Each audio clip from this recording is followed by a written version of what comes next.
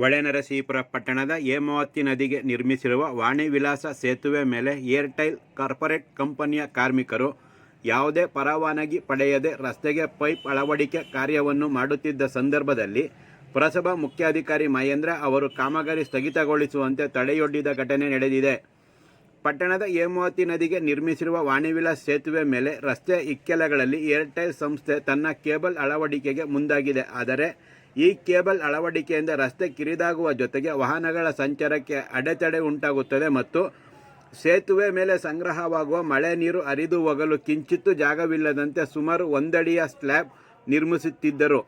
ಸಮಾಜ ಸೇವಕ ಜಯಪ್ರಕಾಶ್ ಅವರು ಸೇತುವೆ ಮೇಲಿನ ಕೇಬಲ್ ಅಳವಡಿಕೆ ಕಾಮಗಾರಿ ಬಗ್ಗೆ ಆಕ್ಷೇಪ ವ್ಯಕ್ತಪಡಿಸಿ ಮುಖ್ಯಾಧಿಕಾರಿ ಮಹೇಂದ್ರ ಅವರಿಗೆ ದೂರು ನೀಡಿದ ಹಿನ್ನೆಲೆಯಲ್ಲಿ ಕಾಮಗಾರಿ ಸ್ಥಳಕ್ಕೆ ಆಗಮಿಸಿದ ಪುರಸಭೆ ಅಧಿಕಾರಿಗಳು ಕಾಮಗಾರಿ ಬಗ್ಗೆ ತಮ್ಮ ಪುರಸಭೆಗೆ ಯಾವುದೇ ಮಾಹಿತಿ ಇಲ್ಲವಾಗಿದೆ. ಜೊತೆಗೆ ಈ ಕಾಮಗಾರಿಯಿಂದ ಸೇತುವೆ ಮೇಲೆ ಬರುವ ಮಳೆ ನೀರು ಹೊರಗೆ ಹೋಗಲು ಯಾವುದೇ ರಂಧ್ರಗಳು ಇಲ್ಲವಾಗಿದೆ. ಈ ಕಾಮಗಾರಿಗೆ ಯಾವುದೇ ತಾಂತ್ರಿಕ ವರದಿಗಳು ಇಲ್ಲದಿರುವುದನ್ನು ಗಮನಿಸಿದ ಪುರಸಭೆ ಅಧಿಕಾರಿಗಳು ಕಾಮಗಾರಿ ಸ್ಥಗಿತಗೊಳಿಸುವಂತೆ ಸೂಚಿಸಿದ್ದಾರೆ.